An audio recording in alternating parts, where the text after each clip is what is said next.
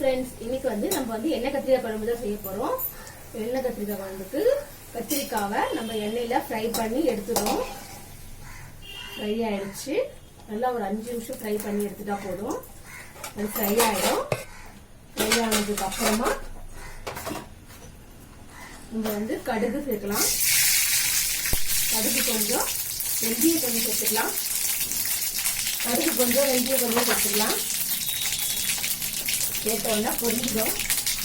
பொரிஞ்சதுக்கு அப்புறமா நம்ம சின்ன வெங்காயம் கருவேப்பிலை வச்சுட்டு அதையும் போட்டுடலாம். சின்ன வெங்காயம் கருவேப்பிலை வச்சுட்டு அதையும் போட்டுக்கலாம். போட்டுட்டு வதக்கி விட்டுருங்க. பூண்டு நசுக்கி வச்சுருக்கேன்.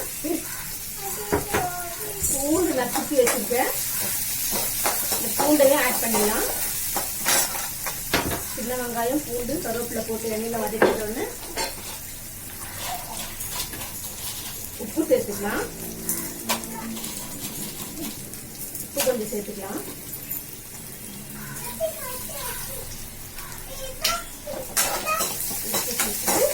வதக்கி விட்டுக்கலாம்.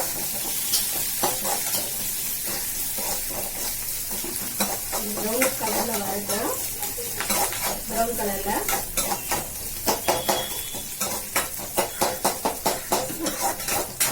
அதுக்கப்புறமா தக்காளி கொஞ்சோண்டு கட் பண்ணி வச்சுட்டேன். இந்த தக்காளியை போட்டு வதக்கி விட்டுலாம்.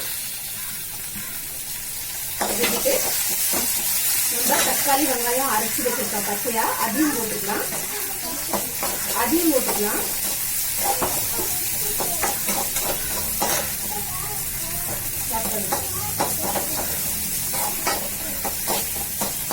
நல்லா வதங்கினதுக்கு அப்புறமா நம்ம அரைச்சி வச்ச விழுதை நம்ம சேர்த்துட்டு மல்லித்தூள் போட்டு நல்லா வதக்கி விட்டுட்டோம். இப்போ நம்ம அரைச்ச விழுதை ஆட் பண்ணிடலாம். அரைச்ச விழுதை ஆட் பண்ணிடலாம்.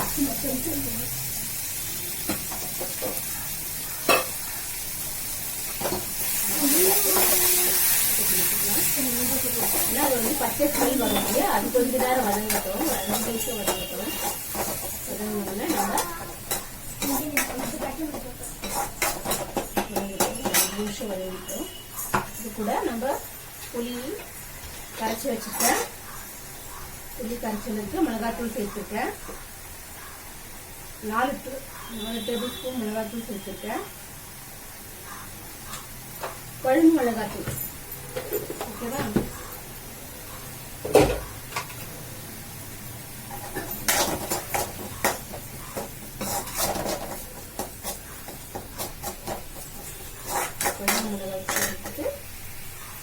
கத்திரிக்காவை ஆட் பண்ணிட்டு அதோட சேர்த்து வதக்கிக்கலாம்.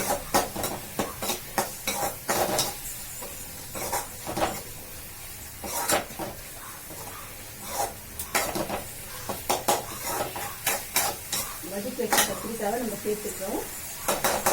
சேர்த்துட்டு புளியை நம்ம கரைச்சி வச்சுக்கோம் இல்லையா, மிளகாத்தூள் போட்டு புளியை கரைச்சி வச்சுக்கோம் இல்லையா, அதை நம்ம எல்லாம்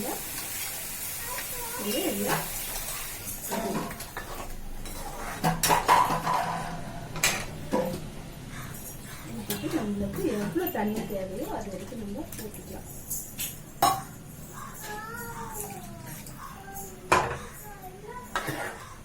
சேர்த்து நல்லா கொதி வரட்டும்.